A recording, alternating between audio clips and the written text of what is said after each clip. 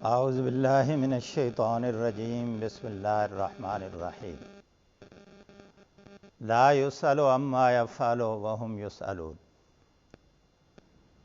لا یسأل سوال سے ملتا جلتا لفظ ہے، عما یفعل یفعل فعل سے ملتا جلتا لفظ، کہ جو وہ کرتا ہے اس کے بارے میں اس سے سوال نہیں کیا جاتا۔ وَهُمْ يُسْأَلُونَ، اور وہ جو کرتے ہیں ان سے سوال کیے جائیں گے۔ یعنی اللہ کی ذات کا تعارف، اللہ کی توحید کا، اللہ کے اختیارات اور اللہ کی قدرت کا تعارف کرایا جا رہا ہے کہ اللہ کی ذات وہ ذات ہے جو اپنی مرضی کی مالک ہے۔ وہ جو کرتا ہے اس کو کوئی پوچھنے والا نہیں ہے، اس لیے کہ وہ جو کچھ کرتا ہے اپنی حکمت کی بنیاد پر کرتا ہے، اور اس کی حکمت اتنی مکمل اعلیٰ اور عرفہ ہے کہ اس کا کوئی کام حکمت کے خلاف نہیں ہے، اس کے اندر کوئی نقص اور عیب نہیں ہوتا۔ وہ جو کچھ کرتا ہے وہ اپنے علم کی بنیاد پر کرتا ہے، اور اللہ کی ذات کا علم وہ علم ہے جس کے اندر کوئی نقص اور عیب نہیں ہے، کوئی کمی نہیں ہو سکتی اللہ کے فیصلوں میں۔ تو اس لیے اللہ تعالیٰ سے سوال نہیں کیا جاتا۔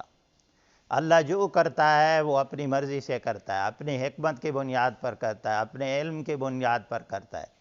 وہ چاہے تو کسی کو بادشاہ بنا دے، چاہے کسی کو فقیر بنا دے، اس سے کوئی نہیں پوچھ سکتا۔ وہ چاہے کسی کو صحت دے دے اور چاہے کسی کو بیمار کر دے، چاہے تو کسی کو عزت دے دے، چاہے کسی کو ذلت دے دے،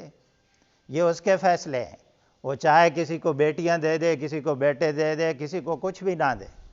یہ صرف اسی کا اختیار ہے۔ لیکن یہ یاد رکھنا چاہیے کہ اللہ تعالیٰ دنیا کے بادشاہوں کی طرح نہیں ہے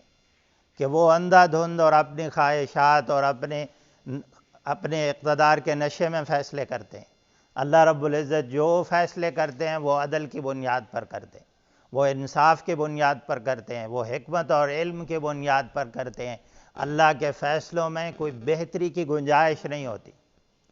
ہوتا ہے نا کہ کوئی بہتری کی گنجائش ہو تو اس سے سوالات کیے جاتے ہیں، اور دوسرا یہ ہے کہ جو سوالات ہوتے ہیں وہ حدود اور ضابطوں کی بنیاد پر ہوتے ہیں۔ تو اللہ رب العزت تو خود حدود اور ضابطے بناتے ہیں، اللہ رب العزت سے کون سوال کر سکتا ہے؟ تو یہ مشرکین مکہ کے اس تصور اور اس عقیدے کی نفی کی جا رہی ہے کہ کل قیامت کے دن یہ ہمارے بنائے ہوئے بت اور خدا یہ ہمیں قیامت کے دن اللہ سے چھڑا لیں گے۔ اللہ نے فرمایا وہ تو ایسی ذات ہے، وہ اپنی مرضی کا مالک ہے، اس سے کوئی سوالات نہیں کر سکتا۔ ہاں وَهُمْ يُسْأَلُونَ، لوگوں سے سوالات کیے جائیں گے، لوگوں سے پوچھا جائے گا، ان سے پوچھا جائے گا کہ تم نے زندگی کیسے گزاری تھی، تمہیں میں نے اقتدار دیا تھا، قوت اور طاقت دی تھی، کیسے زندگی گزاری تھی، اس اختیارات کا اور ان طاقتوں کا استعمال کیسے کیا تھا، میں نے تمہیں مال و دولت دیا تھا، یہ میری نعمت تھی، میرا احسان تھا، میرا فضل تھا تمہارے اوپر، کیسے استعمال کیا اس مال و دولت کا، میں نے تمہیں علم دیا تھا، اس کا کیسے استعمال کیا ہے، میں نے تمہیں جوانی دی تھی، اس کا کیسے استعمال کیا ہے، کہیں سوتے ہوئے تو نہیں گزار دی، ہوٹلوں میں بیٹھتے ہوئے، کرکٹ کھیلتے ہوئے، فٹ بال کھیلتے ہوئے، دنیا کے معاملات کرتے ہوئے تو نہیں گزار دی زندگی اور جوانی اور عمر۔ یہ سارے سوالات لوگوں سے ہوں گے کہ ہاں دنیا کے اندر زندگی کیسے گزاری تھی، یہ قیامت کے دن ہونے والا ہے، ہم سب سے ہونے والا ہے۔ تو اس لیے انسانوں کو یہ پیغام دیا جا رہا ہے کہ اپنی اصلاح کر لو، اپنے ان سوالوں کے جو سوالات آپ سے ہونے والے ہیں ان کی تیاری کر لو۔ اور اللہ کا خاص فضل یہ ہے کہ اللہ نے وہ سوالات بھی بتا دیے، وہ جوابات بھی بتا دیے کہ بھائی یہ سوال ہوں گے، یہ ان کے جواب ہیں، تیاری کر لو۔ دنیا کے امتحانوں کی طرح نہیں ہے کہ ایک سلیبس ہوتا ہے، اس میں سے سوالات آئیں گے، پتہ نہیں ہوتا کون سا سوال آئے گا، لیکن اللہ اتنا رحیم اور کریم ہے، اس نے بتا دیا کہ یہ سوالات کروں گا اور یہ جواب ہوں گے۔ ام اتخذوا من دونہ آلہہ،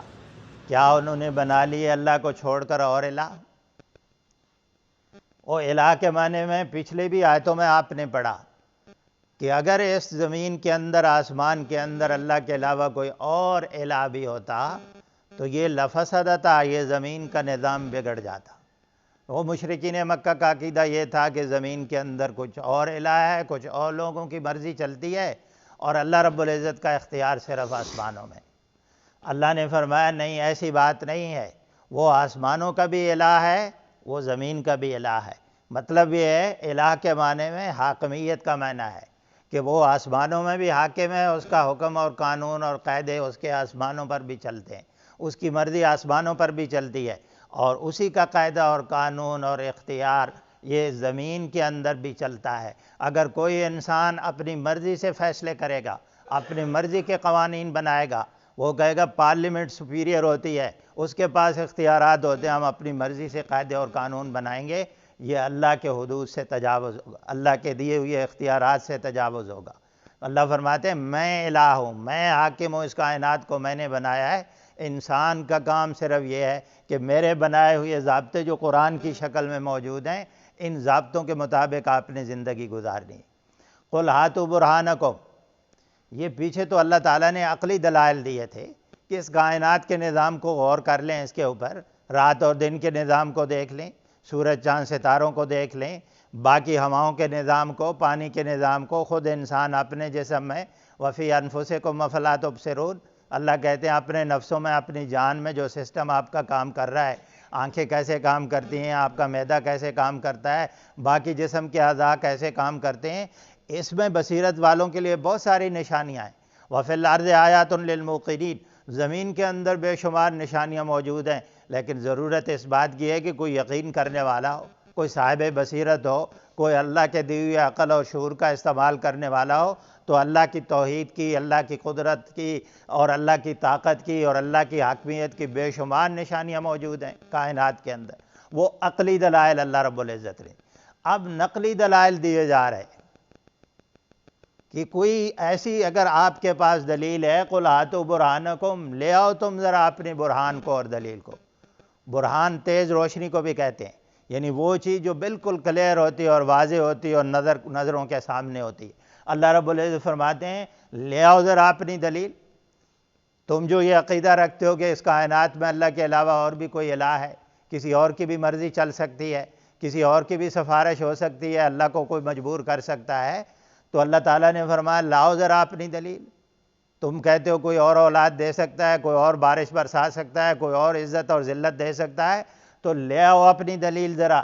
ھذا ذکر من معی، یہ ذکر موجود ہے، ذکر سے مراد قرآن مجید، یہ ذکر جو میرے ساتھ لوگ ہیں ان کے لیے جو کتاب اتری ہے، وہ کتاب بھی موجود ہے، اس سے ڈھونڈ کے نکالو ذرا کہ کوئی اللہ کا شریک ہے، کوئی اس کائنات کا اور الہ ہے، کسی اور کی مرضی چلتی ہے انسان کے اوپر، اللہ کے بغیر کوئی کسی کو شفا دے سکے، اللہ کے بغیر کسی کو کوئی اولاد دے سکے، عزت ذلت دے سکے، تو یہ قرآن تمہارے سامنے موجود ہے، نقلی دلیل ذرا بتاؤ، کوئی علمی دلائل دے دو ذرا جو کسی دوسرے کو اپیل کر سکیں، یہ قرآن میرا تمہارے سامنے موجود ہے۔ قرآن کے لیے لفظ ذکر استعمال کیا ہے، یہ قرآن کے لیے اللہ نے الذکر، یہ بہترین ذکر ہے، انسانوں کو بھولا ہوا سبق یاد دلاتا ہے۔ تو اس سے ایک بات یہ بھی ثابت ہوتی ہے کہ انسانوں کے اندر اللہ نے انسان کی فطرت کے اندر اپنی معرفت اور اپنی پہچان، اپنی توحید رکھ دی۔ یہ صرف انسان ہے جو اس کو بھلا دیتا ہے، اس کو فطرت کو مسخ کر دیتا ہے۔ اللہ نے فرمایا یہ قرآن یاد دہانی کرانے کے لیے آیا ہے کہ بھائی تو کسی کا محکوم ہے، تو کسی کا بندہ ہے، کسی کے قانون اور ضابطوں کا پابند ہے، یہاں کسی کا اور کا قانون اور قاعدہ چلتا ہے، تم اپنی مرضی نہیں کر سکتے۔ یہ قرآن ذکر کی شکل میں موجود ہے، اور یہ بہترین ذکر ہے، اس کی تلاوت کیا کریں، اس کا ترجمہ پڑھیں، اس کے دروس میں بیٹھیں، اس کا پیغام لوگوں تک پہنچائیں، اس کے احکامات کو اپنے اوپر، کائنات کے اوپر، معاشرے کے اندر اس کو نافذ کریں، یہ بہترین ذکر ہے۔ تو اللہ نے فرمایا یہ میرے لوگوں کے لیے، میری امت کے لیے جو قرآن آیا ہے یہ بھی موجود ہے، اس سے ذرا کوئی دلیل دے دو۔ وَذِكْرُ مَنْ قَبْلِ، اور جو مجھ سے پہلے کتابیں آئی ہیں وہ کتابیں بھی اگرچہ ان کے اندر انہوں نے تبدیلی کر دی کتابوں کے اندر، لیکن موجودہ بگڑی ہوئی صورتحال کو سامنے رکھتے ہوئے آج بھی اس کے اندر توحید کے اسباق موجود ہیں، توحید کے دلائل موجود ہیں۔ اللہ تعالیٰ فرماتے ہیں ذرا ان سے ڈھونڈ کے نکال دو کہ کوئی اللہ کا شریک ہے۔ عقلی دلائل بھی دے دیے اور نقلی دلائل کی بھی بات کی اللہ نے کہ کوئی دلیل لے آؤ اور تم کہتے ہو اللہ کا کوئی شریک ہے۔ بل اکثرهم لا يعلمون الحق، بل پہلی بات کی تردید کے لیے ہوتا ہے، اللہ یہ کہہ رہے ہیں یہ کام تم نہیں کر سکتے، تمہارے پاس نہ کوئی عقلی دلیل ہے نہ تمہارے پاس کوئی نقلی دلیل ہے، آپ کسی آسمانی کتاب سے کوئی ڈھونڈ کے پیش نہیں کر سکتے کہ اللہ کا کوئی شریک ہے۔ بل اکثرهم لا يعلمون الحق، بلکہ اکثر ان کے لا يعلمون الحق، حق بات کو جانتے نہیں۔ یہ جو اللہ کے ساتھ شریک بناتے ہیں، کہتے ہیں کوئی اور الہ بھی ہے اس کائنات کا، یہ اصل میں حق بات سے منہ موڑ رہے ہیں، حق بات کو چھپا رہے ہیں، حق بات کو سمجھنے کی کوشش نہیں کر رہے ہیں۔ حق اور سچ صرف یہ ہے کہ اس کائنات کا اکیلا مالک صرف اللہ کی ذات ہے۔ فہم معرضون، ایک اور کمزوری ان کی یہ ہے کہ یہ حق سیکھنا نہیں چاہتے، یہ حق سننا نہیں چاہتے، اس حق کی حمایت میں کھڑے نہیں ہونا چاہتے، اپنے وسائل، اپنی طاقتیں، قوتیں، اپنی ہمدردی اس حق کے پردے میں نہیں ڈالنا چاہتے۔ فہم معرضون، ان کی صفت یہ ہے کہ بار بار اعراض کرتے، بار بار منہ موڑتے ہیں۔ میرا نبی انہیں بتانے کے لیے آیا ہے، صاحب علم لوگ ان کو بتانے کے لیے آئے ہیں اور دلائل کے ساتھ ان کے سامنے بات کر رہے ہیں کہ اللہ کا کوئی شریک نہیں ہے، اس کائنات کا اکیلا وہ مالک ہے، لیکن ان کی خاصیت کیا ہے، ان کی حرکتیں کیا ہیں، ہمیشہ حق بات سے منہ موڑتے، سننے کے لیے تیار نہیں ہیں۔ اب قرآن کے درس میں کوئی بیٹھے تو اسے سمجھ آئے اللہ کیا کہتا ہے قرآن پاک میں، لیکن دلچسپی دیکھ لیں، اپنے محلے کی دلچسپی دیکھ لیں، اللہ فرماتے ہیں یہ منہ موڑنے والی صفت لوگوں کے اندر ہے اور یہ ہلاکت اور تباہی اور بربادی کی طرف لے جاتی ہے۔ وَمَا أَرْسَلْنَا مِن قَبْلِكَ مِن رَّسُولٍ إِلَّا نُوحِي إِلَيْهِ، مَا أَرْسَلْنَا، ہم نے نہیں بھیجے آپ سے پہلے کوئی رسول، کسی رسول کو ہم نے نہیں بھیجا، إِلَّا نُوحِي إِلَيْهِ، مگر ہم نے اس کی طرف وحی کی ہے، أَنَّهُ لَا إِلَٰهَ إِلَّا أَنَا، ہر رسول کی طرف ہم نے وحی کی ہے کہ میرے بغیر کوئی الہ نہیں، میں اس کائنات کا اکیلا اور حاکم مطلق ہوں،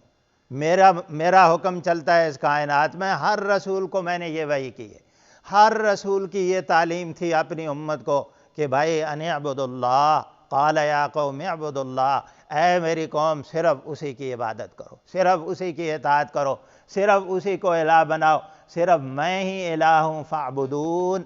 الہ کے معنی میں یہ ہے اس کی عبادت بھی کی جائے، الہ کو ماننے کا مطلب یہ ہے اس کی اطاعت فرما برداری کی جائے، اس کی بندگی اور غلامی کی جائے، کیونکہ وہ ہماری زندگی کا مالک، ہماری موت کا مالک، ہمیں رزق دینے والا، عزت اور ذلت دینے والا، ہم ہر چیز میں اس کے محتاج ہیں، اس کے سامنے جواب دیں ہیں، لہٰذا اس کی عبادت ہونی چاہیے، اس کی اطاعت فرما برداری ہونی چاہیے، اور اس کے بغیر کسی کی اطاعت اور فرما برداری اس کے مقابلے میں نہیں ہونی چاہیے۔ وَقَالُوا اتَّخَذَ الرَّحْمَٰنُ وَلَدًا سُبْحَانَہ، وہ کہتے ہیں رحمان نے بنا لیا ہے بیٹا،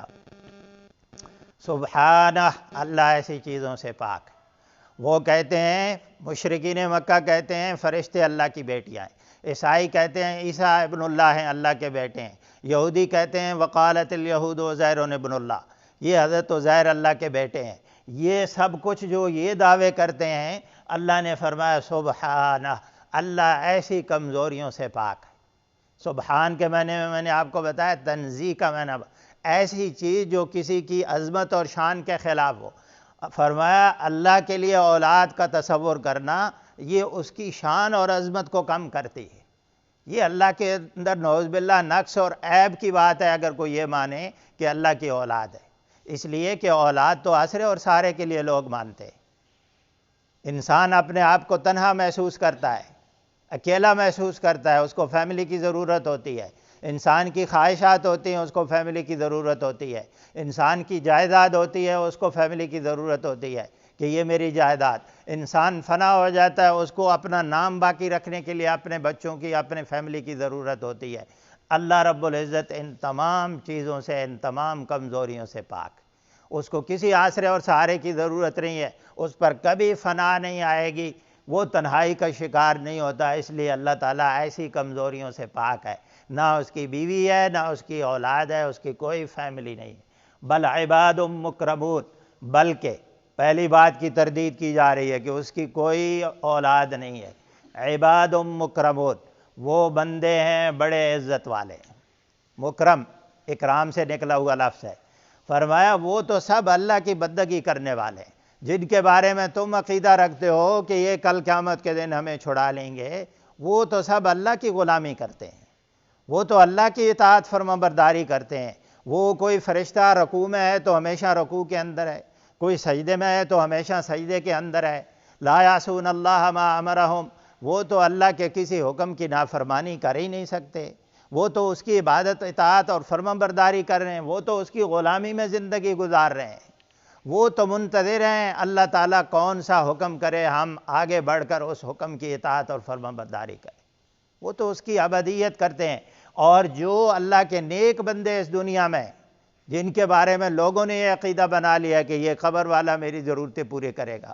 یہ میری حاجات پوری کرے گا، یا کوئی اور یہ پیر ہے، یہ فقیر ہے، یہ کوئی بڑا ہے، نبی ہے، غیر نبی ہے، اللہ نے فرمایا یہ سب اللہ کی غلامی کرتے ہیں، یہ سب اللہ کے محتاج ہیں، یہ سب اللہ کی عبادت کرتے ہیں، لیکن ہیں بڑے مکرم، بڑا اکرام ہے۔ اور اکرام کس بنیاد پر ہے؟ عبادت کی بنیاد پر، عبادیت کی بنیاد پر انسان کی عزت ہے۔ انسان اگر عزت حاصل کرنا چاہتا ہے، اکرام حاصل کرنا چاہتا ہے، مقام اور مرتبہ حاصل کرنا چاہتا ہے، تو اس کا طریقہ کیا ہے؟ اللہ کی عبادت کی جائے، اللہ کی فرما برداری اور اطاعت کی جائے۔ اور میں نے آپ کو بتایا یہ لفظ اللہ تعالیٰ نے بار بار اس لیے استعمال کیا کیونکہ وہ غلاموں کے تصور سے آگاہ تھے۔ وہ معاشرہ جس پہ قرآن اتر رہا تھا، غلاموں کا تصور وہ جانتے تھے کہ غلام کیسا ہوتا ہے۔